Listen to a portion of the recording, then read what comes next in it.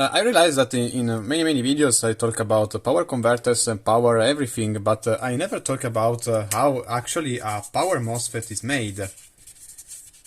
You can talk for hours of power MOSFET, but let's just make a smaller diagram and let's analyze the electronic device, how it is made by an electronic device point of view, so that you can understand clearly what is going on.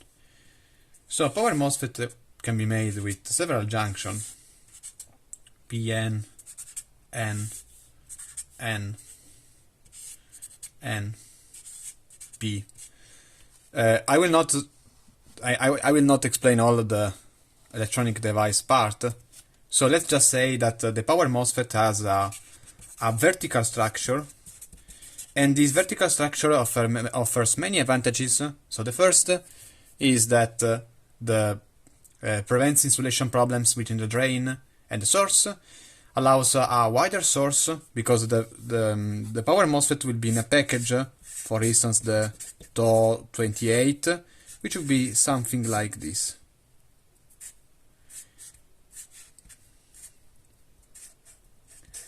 It is a very large area, so you can also put an heatsink here, and you can dissipate heat. So basically, at the device level, several thousand cells are connected in parallel, making decreasing the resistance of the gate contact, and also of course increasing also the reliability of component, because you increase the width of the channel. And so basically this will be the gate. This is the silicon dioxide.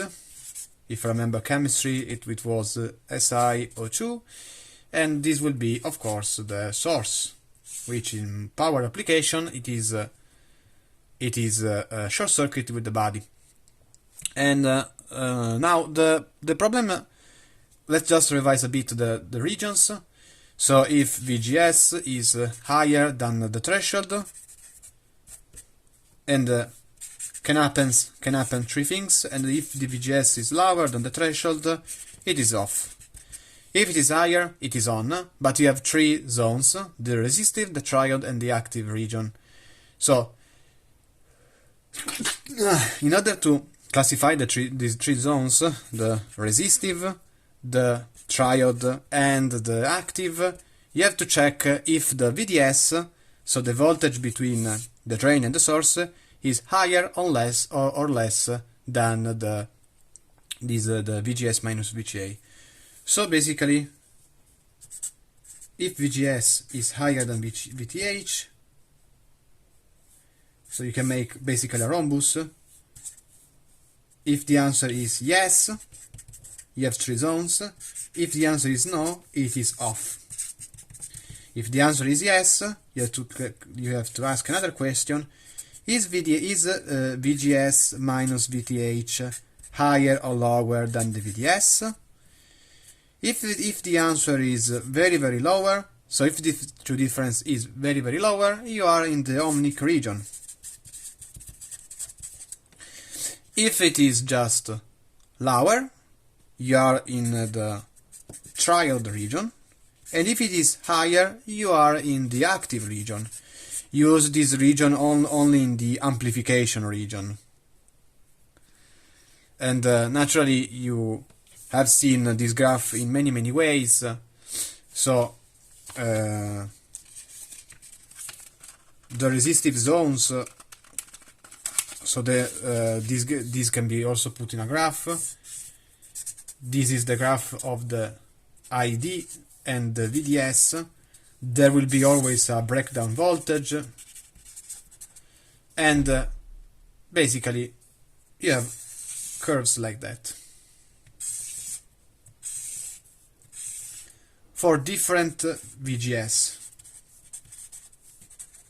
1, 2, 3, 4, and the transfer curve between ID and a singular VGS it is basically exponential, but at a certain time it is basically linear for power MOSFET, and this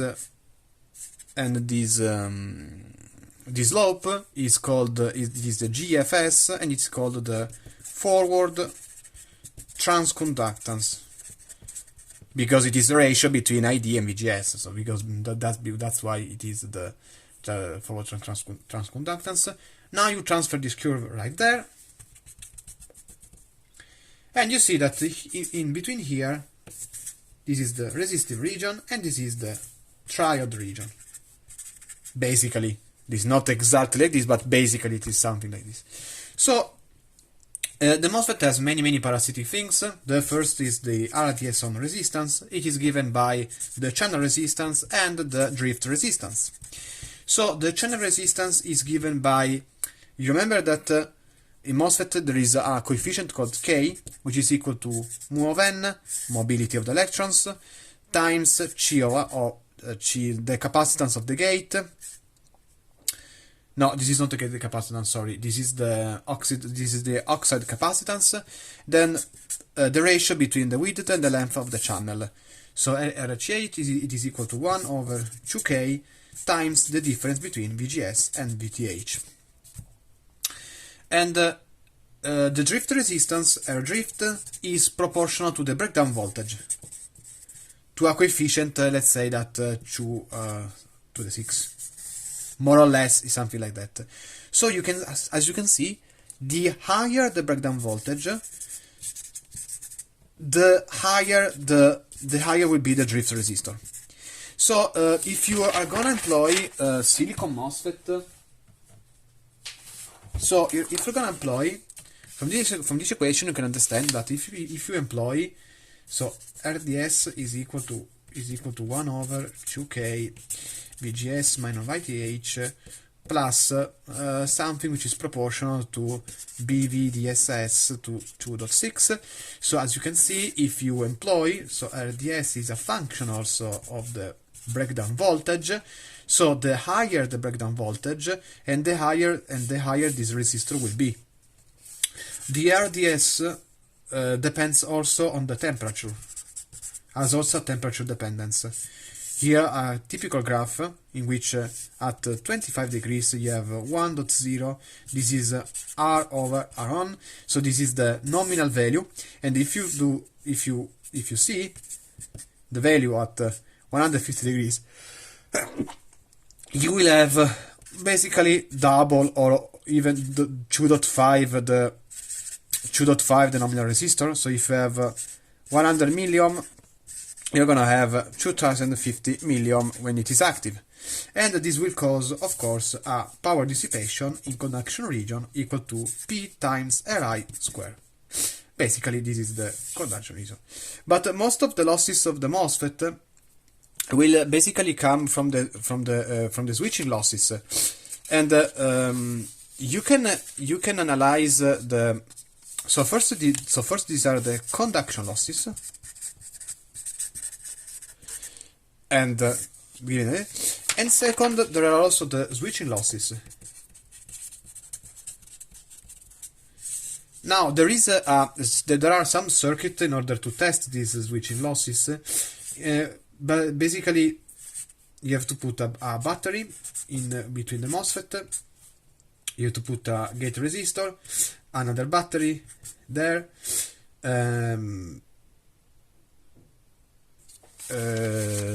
Yes, you can also test the.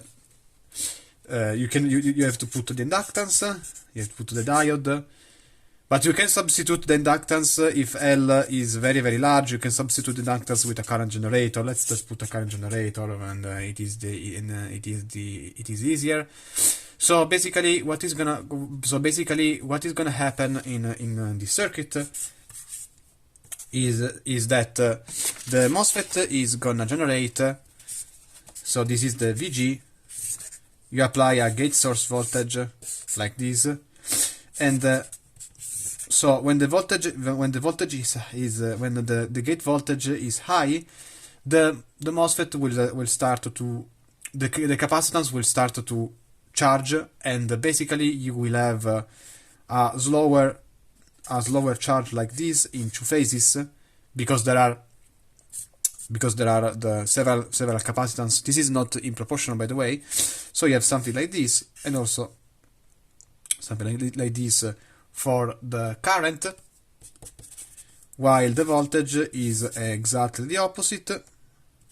So it will be something like this. As you can see, most of the losses, so the conduction losses are basically when the switch is on. So when this is when the switch is on, and as you can see, you have high current times a low voltage value, and so the switch losses are, as I said before, R times I square. But if you do a product between the voltage and the current, you will see that most of the losses are between the switching, and so you have something like this. And so the power loss will be equal to the switching frequency will be equal to the energy. So the will be equal to V times I. If you consider the same levels from before and the same, well, basically you can have a product. Yes, you can consider the switching losses based with an integral, or you can approximate. I will talk these switching losses about in another video because the demonstration is quite long, and you have to basically to make an approximation between this parabole with Archimedes approximation for lot 3, the area of this. But basically the switching losses, as you can see, are proportional to the switching frequency and also to the voltage and to the voltage, the maximum voltage that they are blocking. Now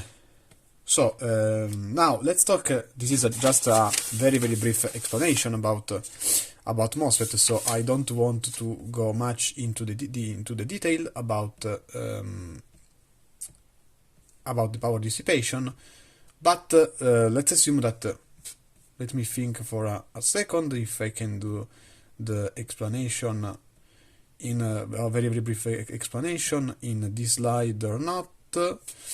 Yes, since there are the switching losses already made, I think that I can also explain the losses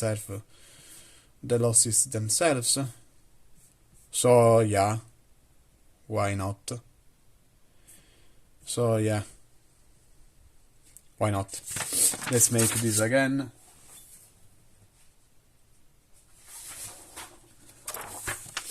So now, as you can see, so let's make just briefly the switching losses, and for an inductive load, so you have inductor. This is the parasitic drain inductor. This is another test circuit, but it is basically the same. So now that you have also the drain inductance, you have something which is the current will be like this, while the voltage will be like this. Is the current, and this is the voltage, and this is the power.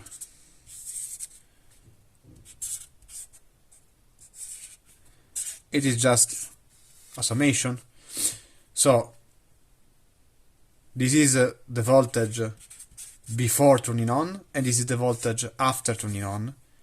You will have some, in real cases, you will have some disequilibrium because V before and V after will be slightly different.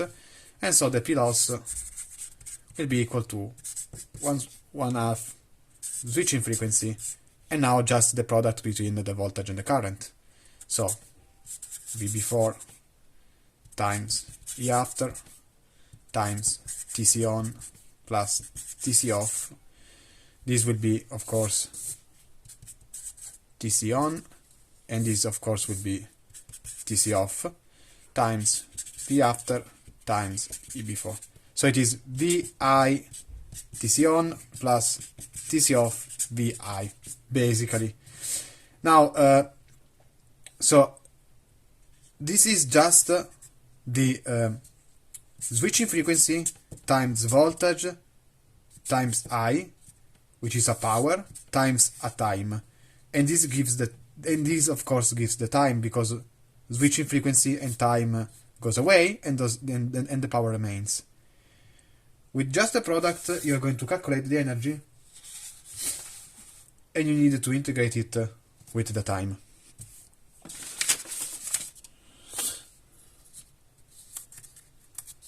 So for now, I think that is enough. You can follow me on LetiSpice to do some simulation with the switching losses.